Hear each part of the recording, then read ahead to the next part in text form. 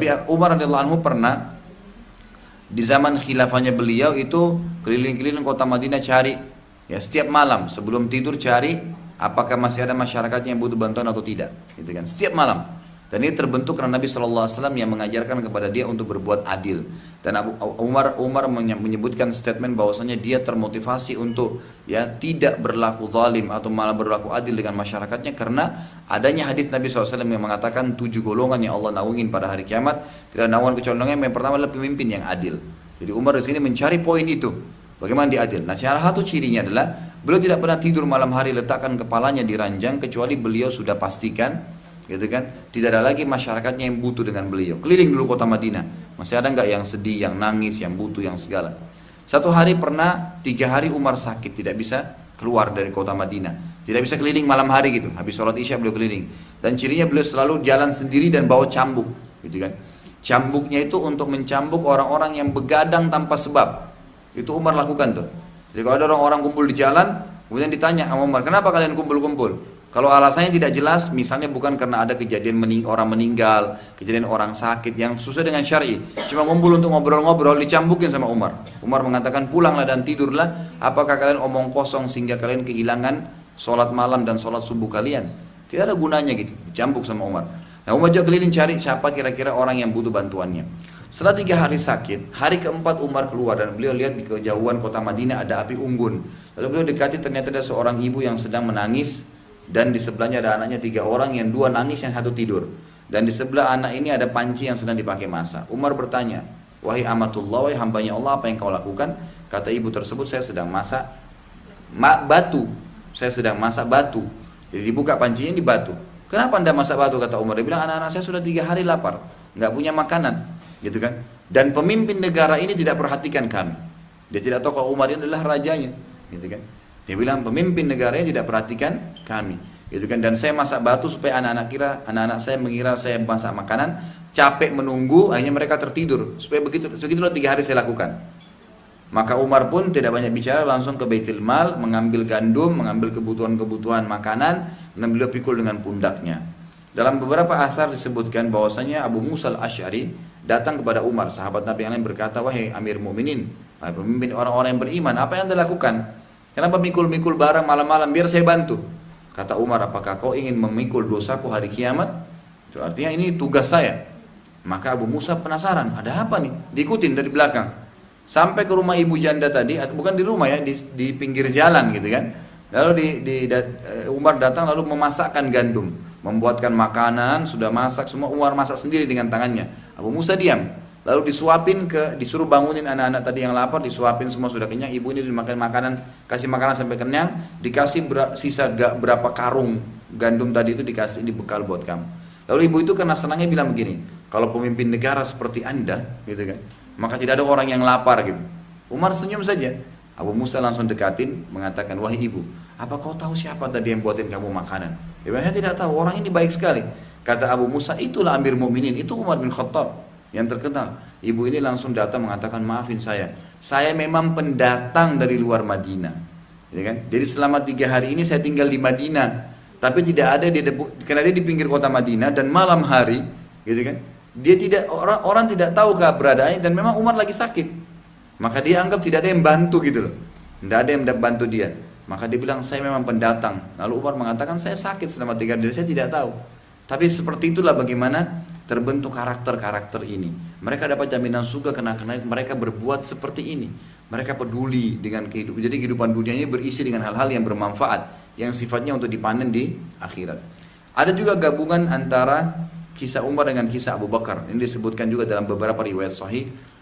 Abu Bakar ini ciri khasnya, jadi Umar ini sering tiap malam keluar cari orang susah itu karena termotivasi dengan perilaku Abu Bakar sebelumnya. Umar cerita, di zaman khilafah Abu Bakar, Nabi sudah meninggal sallallahu alaihi wasallam, pernah satu kali gitu kan, Umar ini punya hajat dengan Abu Bakar.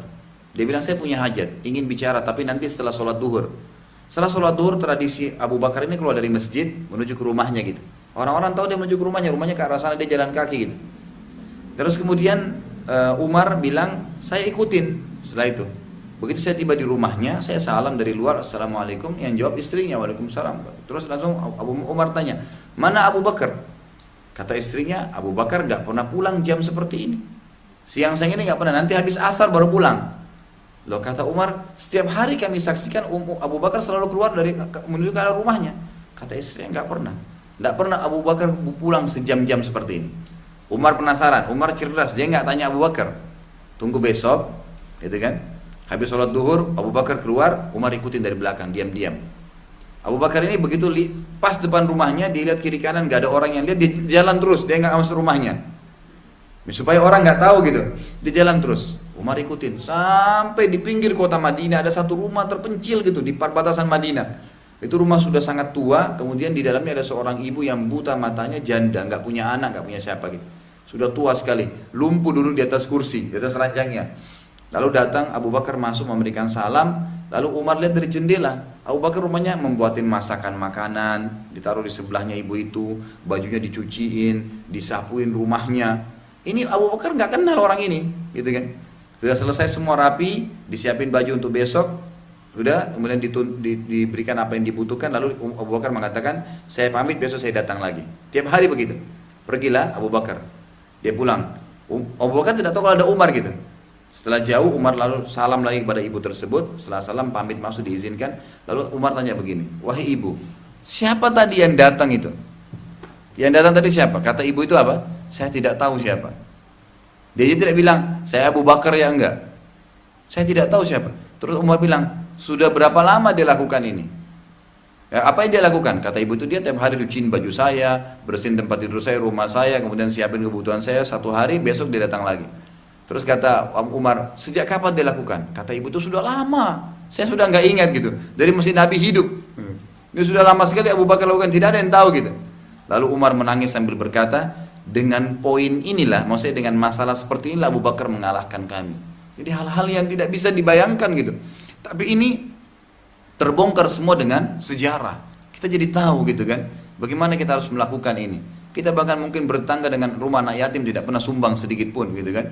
Atau ada tetangga kita miskin, tidak pernah kita peduli dengan mereka. Maka apa realisasi daripada janji-janji Nabi SAW dalam fadilah-fadilah membantu anak yatim gitu kan? Bukan hanya setahun sekali, tapi tiap hari kalau perlu, tiap bulan kita punya langganan yang kita harus bisa panen pahala dari mereka. Itu diantara contoh-contoh dan banyak sekali. Ya, yang kita akan lihat nanti dalam sejarah-sejarah. Dan begitu juga dengan Utsman bin Affan radhiyallahu anhu, sahabat Nabi yang mulia, kita akan temukan nanti banyak sekali kisah. Dan Utsman ini punya kelebihan yang berbeda lagi, gitu kan? Yang berbeda. Jadi beliau satu-satunya laki-laki di muka bumi ini, kalau saya sering bahasakan begitu ya. Kalau dalam Islam, kalau dalam syariat Islam juga, yang ada perintah agama untuk menikahkan anak perempuan kita dengan dia, gitu loh. Jadi nggak ada laki-laki seperti dia gitu. Makanya Nabi SAW menikahkan Utsman dengan dua anak perempuannya. Ya, pertama Ruqayyah, setelah meninggal maka dinikahkan dengan Ummu Kalthum, gitu kan? Kata Nabi SAW, saya menikahkan kedua anak perempuan saya dengan Utsman karena perintah dari langit. Allah yang suruh gitu. Nggak ada laki-laki seperti dia. Dan beliau bersabda dalam hadis, wahai muslimin ya semua, ya, nikahkanlah anak perempuan kalian dengan Utsman karena aku menikahkan kedua anak perempuanku dengannya karena perintah dari langit. Artinya disuruh kita datangi dan menawarkan anak gitu hanya kepada Utsman radhiyallahu anhu. Ada apa dengan Utsman ini? Ternyata di antara fadilahnya yang luar biasa adalah pernah Nabi SAW di musim panas, beliau duduk di sebuah kebun, gitu kan, kebun di pinggiran kota Madinah. Kemudian beliau merendam kakinya di air dingin. Beliau rendam kakinya sambil baju beliau digulung sampai ke atas lutut.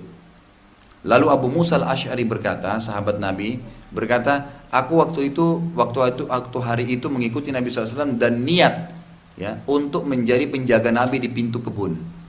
Dan Nabi SAW tahu itu. Maka dia pun akhirnya menjaga pintu. Kata Abu Musa, tiba-tiba Abu Bakar datang. Lalu Abu Bakar berkata, izinkanlah aku pada Rasulullah karena aku ingin masuk bersama beliau. Kata Abu Musa, baik, tunggulah di sini, saya akan pamitkan di pintu pintu masuk kebun. Abu Musa masuk dan mengatakan, ya Rasulullah, Abu Bakar minta izin kepada anda, ingin duduk bersama anda. Kata Nabi SAW, izinkan dia dan sampaikan berita gembira, dia termasuk penghuni surga. Ini jaminan berarti dia masuk surga gitu kan. Lalu masuklah Abu Bakar duduk di sebelah kanan Nabi SAW dan ikut menggulung baju beliau sampai di atas lutut. Kita lututnya, jadi lututnya sempat kelihatan gitu lah, mengikuti Nabi SAW dan merendamkan kakinya juga di gandangan air itu. Lalu datang yang kedua Umar. Datang Umar radhiyallahu anhu dan pamit kepada Abu Musa al-Asy'ari. Abu Musa mengatakan, tunggu sebentar, saya pamitkan kepada Nabi. Lalu dipamitkan kepada Nabi SAW. Nabi mengatakan, izinkan dia masuk dan sampaikan bahwasanya dia termasuk penghuni surga dan dia akan mati syahid. Ya, dan ternyata memang Umar betul terbunuh, mati syahid, ditusuk oleh bulu gitu kan. Umar pun masuk, duduk ke sebelah kiri Nabi SAW dan menggulung juga bajunya sampai di atas lutut. Rendamkan juga kaki di genangan air tadi. Sampai mereka ngobrol-ngobrol. Datang Utsman. Yang ketiga datang Utsman, ini yang jadi inti bahasan kita. Lalu pamit dengan Abu Musa. Abu Musa masuk ke dalam, menyuruh nunggu Utsman di pintu. Lalu dia masuk ke dalam mengatakan, ya Rasulullah, Utsman pamit mau masuk, boleh nggak? Kata Nabi SAW, izinkan dia dan sampaikan dia termasuk penghuni surga dengan adanya cobaan yang akan menimpa dia di akhir hidupnya. Karena memang Utsman terbunuh dan matinya dia menjadi fitnah gitu kan. Dia dibunuh oleh orang-orang yang tidak jelas siapa yang membunuhnya. Intinya Utsman nanti ada kisah sendiri bagaimana dia terbunuh gitu. Tapi waktu Utsman masuk ke dalam kebun dan Nabi SAW lihat Utsman, Nabi SAW tiba-tiba menurunkan baju beliau menutup lututnya. Nabi menutup lututnya. Abu Bakar sama Umar melihat yang tersebut. Umar yang nyaut. Umar mengatakannya, Rasulullah, kenapa tadi waktu kami baru datang Anda tidak tutup? Kenapa waktu Utsman datang Anda tutup? Apa kata Nabi SAW? Ala astahi min rajulin istaha minhul malaikat. Ini fadilah paling besar bagi Utsman. Beliau mengatakan, tidakkah saya malu dengan seseorang yang malaikat pun ya, malu dengannya. Jadi Utsman itu malaikat malu dengannya. Sebagian ulama mencatat atau menukil dalam sejarah, Utsman ini tidak pernah bahkan melihat kemaluannya sendiri. Utsman bahkan tidak pernah melihat hal-hal yang haram, dijaga pandangannya. Luar biasa gitu. Jadi memang malaikat pun malu dengan Utsman radhiyallahu anhu. Itu satu hal yang luar biasa. Nah, ini kita bisa ngambil pelajaran-pelajaran seperti apa sih dari kehidupan mereka ini, orang-orang soleh ini gitu kan. Dan itu kita ambil dari sejarah. Utsman juga terkenal dengan sedekahnya yang luar biasa. Pernah Madinah ditimpa musim peceklik yang luar biasa gitu kan, dan susah umat Islam, kehabisan makanan. Orang-orang kafir ini, orang Yahudi dan orang munafik itu mereka tahu dan mereka rata-rata pedagang menaikkan harga sehingga orang Islam tidak bisa beli. Utsman melihat kejadian tersebut, lalu Utsman mengirim 1000 ekor unta ke negeri Syam. Dikasih duit, oh dia kaya raya kan, dikasih duit pergilah 1000 unta ini beli semua barang-barang, kebutuhan semuanya, kebutuhan yang mereka butuhkan pada saat itu dari makanan-makanan segala dibuat 1000 ekor unta. Sudah begitu tiba ke Madinah, sebelum tiba di Madinah, pedagang-pedagang yang ada ini dari orang Yahudi, orang munafik ini menghadang kafilah itu sebelum masuk Madinah. Lalu bertanya kepada yang pimpin, siapa pemilik kafilah ini? Kata mereka, Utsman bin Affan.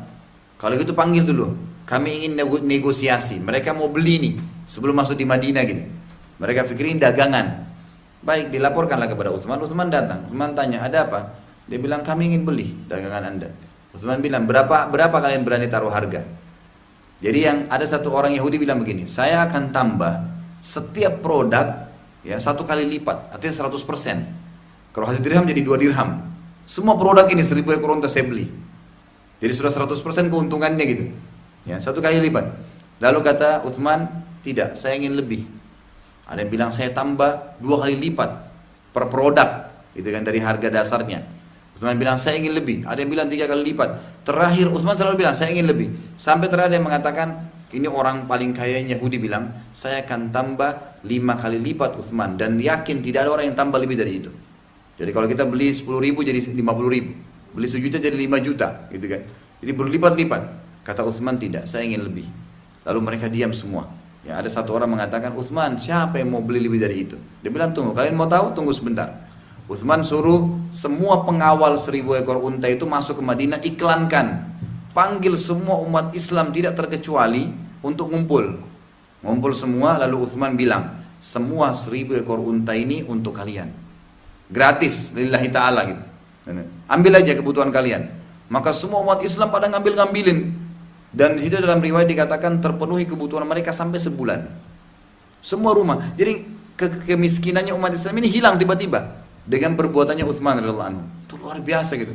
Sedekah dengan hartanya tidak tanggung-tanggung gitu kan. Habis semua. Maka Utsman balik setelah dibagi, dan ini pedagang-pedagang yang biasa pikirnya cuma duniawi, tidak pernah mau memberi gitu kan. Bahkan mungkin kalau makanan nanti sudah rusak baru mau dikasih orang gitu kan. Ini enggak, memang Utsman radhiyallahu anhu memperlihatkan, balik ke arah mereka lalu berkata, ini semua mereka melongo ngeliat nih, kok bisa Utsman buat ini gitu. Dia mengatakan, apakah kalian mau tahu siapa yang membeli dari saya lebih dari 5 kali lipat? Mereka diam. Kata Utsman, Allah yang akan membeli dari saya 10 kali lipat sebagaimana Allah janjikan. Karena kan Allah janjikan minimal balasan 10 kali lipat kan, ya. Bahkan sampai 700 kali lipat, kelipatannya banyak, maka tidak ada orang yang bisa buat seperti itu. Itu yang dilakukan oleh Utsman radhiyallahu anhu. Jadi perbuatan-perbuatan yang kadang-kadang memang tidak dijangkau kecuali kita tahu sejarahnya, dan nanti kita akan berani buat seperti dia gitu. Nah, ini diantaranya. Kemudian Ali radhiyallahu anhu juga begitu. Ali radhiyallahu anhu terkenal dengan luar biasa. Ini kita ambil cuplikan-cuplikan saja. Terkenal sekali dengan kebijaksanaannya, dengan ilmunya gitu kan, dengan kedermawaannya gitu. Jadi beliau pernah satu waktu pulang ke rumahnya habis sholat bersama Nabi SAW, lalu pulang ke rumahnya. Lalu Fatimah berkata, wahai Ali, ini saya punya uang 2 dirham. Artinya Ali pulang ini gak ada makanan, gak ada apa di rumah. Ali sebab tanya, ada makanan? Gak ada. Baik, apa yang kau miliki Fatimah? Saya punya 2 dirham. Dan 2 dirham ini tidak ada lagi kecuali ini. Saya titipkan kepada kamu, tolong kan gitu, tolong ya, belikan makanan untuk saya dengan kamu dan untuk Hasan dan Husain ini, anaknya masih kecil, gitu kan? Cukup ini 2 dirham. Baik, Ali mengatakan baiklah. Ali Amir radhiyallahu anhu keluar dari rumahnya menuju ke pasar mau beli makanan. Datang di tengah jalan sebelum tiba di pasar, orang miskin lewat. Ada satu orang miskin lewat, lalu orang miskin ini bilang ya kepada Ali, siapa yang mau menyumbang di jalan Allah dan Allah akan gantikan yang lebih baik. Ali berpikir 2 dirham, uangnya tinggal ini, gak ada lagi. Anak istrinya belum makan dan ini amanah dari Fatimah tadi. Tapi kalau dia tidak kasih orang miskin ini susah juga, gitu kan? Maka dia yakin bahwasanya Allah, keyakinan ini yang susah kadang-kadang muncul ya, tapi harus dimunculkan. Yakin Allah tidak akan menghilangkan atau membuat orang susah karena berkorban di jalannya. Dikasih 2 dirham itu kepada fakir miskin. Kasih, dia pulang ke rumahnya. Fatimah tanya, mana makanannya? Kata Ali tadi begini ceritanya, ada orang miskin dan saya kasih, dan saya yakin Allah tidak akan membuat kita mati kelaparan. Fatimah nangis. Lalu kata Ali begini aja, saya coba ke rumah Rasulullah SAW, ayahmu, mungkin beliau punya makanan yang bisa kita makan. Keluarlah Ali radhiyallahu anhu. Fatimah sambil nangis di rumahnya. Waktu keluar, kejadian yang luar biasa Allah balas gitu. Tiba-tiba ada satu orang datang, dia bilang, wahai Aba Hasan, ayahnya Hasan, dia bawa unta besar kebetulan. Ini unta saya mau jual, apakah anda mau beli? Kata Ali, iya, kalau emang mau jual, tapi saya nggak punya duit. Ali lihat untanya bagus gitu kan, tapi saya nggak ada uang, saya mau saja kalau ditawarkan untuk beli, tapi saya nggak ada uang untuk bayar. Kata orang itu, nggak usah bayar dulu, nanti kapan ada uang bayar, ambil aja dulu. Kata Ali, baiklah, diambillah sama Ali radhiyallahu anhu. Niatnya Ali ini, kalau gitu saya mau jual aja di pasar deh, kan sudah ada unta sekarang, ada barang, jual di pasar, ada modalnya, kembalikan kepada orang yang punya, kemudian sisanya diambil untuk beli makan anak istrinya gitu. Baru dia jalan berapa langkah, dalam kisah ini dikatakan datang lagi gitu kan orang lain yang lihat unta itu, belum tiba di pasar nih, datang orang lain lalu berkata, wahai Aba Hasan, untamu bagus, apa kau mau jual? Kata Ali, iya saya mau jual. Berapa kau mau jual? Tadinya Ali dikasih dengan harga 20 dirham. Lalu Ali mengatakan, ya saya mau jual 40 dirham, gitu kan. Kata orang itu tidak pakai nawar, bayar 40 dirham, gitu kan. Kemudian dibawa untanya. Ali sempat ngejar orang yang punya unta tadi, karena belum jauh. Dikasih uang 20 dirham, didapat 20 dirham. Dia keluarkan 2 dirham, Allah balas 10 kali lipat. 20 dirham dia dapat. Tidak ada modalnya, gitu kan. Tapi ini perilaku-perilaku yang kadang-kadang kita bisa dapatkan dari sejarah hidup mereka. Ya, ini bagaimana kehidupan mereka. Juga Ali radhiyallahu anhu termasuk sahabat yang paling banyak contoh beliau dalam peperangan sebenarnya. Dan beliau terkenal sangat berani. Makanya dalam waktu perang Khaybar, Nabi SAW pernah berkata waktu malam hari beliau mengatakan, setelah mengepung Khaybar itu 40 hari lebih, besok saya akan kasih bendera, kata Nabi SAW, kepada seseorang yang Allah dan Rasulnya mencintai dia, juga ya dia mencintai Allah dan Rasulnya. Maka kata Umar radhiyallahu anhu, saya belum pernah berharap menjadi pemimpin, mengejar jabatan, kecuali pada malam itu saja. Karena ada janji, pasti orang itu mencintai Allah dan Rasulnya, dan Allah dan Rasulnya dia juga mencintai Allah dan Rasulnya. Jadi ada jaminan pasti ini Allah cintai dia dan dia mencintai Allah gitu. Maka keesokan paginya semua sahabat tidak bisa tidur nunggu siapa yang mau dikasih bendera oleh Nabi ini. Lalu Nabi SAW berkata, mana Ali keesokan harinya? Kata para sahabat, ya Rasulullah matanya lagi sakit, Ali lagi sakit matanya. Dipanggil oleh Nabi SAW, lalu Nabi SAW usap matanya, lalu Nabi SAW berkata, wahai Ali, ambillah bendera ini, kemudian jebollah benteng Khaybar itu. Tapi ingat, sebelum kau menjebol benteng itu, maka panggillah mereka ke Islam. Nah, ini hadis tadi yang kita berhubungan dengan tema sebelumnya. Panggillah mereka kepada Islam. Kemudian kalau mereka nolak, suruhlah mereka bayar jizyah. Kalau mereka nolak, baru engkau perangi. Dan ingatlah, kalau kau sempat menjadi penyebab seseorang dapat hidayah, satu orang saja, maka itu lebih baik bagimu daripada humurun ni'am. Artinya nikmat yang paling besar, harta yang paling besar di muka bumi ini, maka akan terkalahkan dengan satu orang dapat hidayah. Misal, kita paling senang dengan sebuah mobil apa yang paling mahal misalnya, maka memberikan atau menjadi penyebab hidayahnya orang lebih besar daripada kita mendapatkan nikmat terbesar dunia itu. Dan ini diantara hadis berhubungan dengan Ali radhiyallahu, dan cukup banyak hadis-hadis yang lain tentunya, dan ini kisah kita cuplikan. Nah, kisah-kisah para sahabat yang mulia ini itu kita bisa dapatkan nanti bagaimana kehidupan mereka, interaksi mereka dengan Nabi Shallallahu Alaihi Wasallam, gitu kan? Bagaimana kehidupan mereka, bagaimana pelajaran-pelajaran yang kita bisa ambil, semua didapatkan dalam sirah.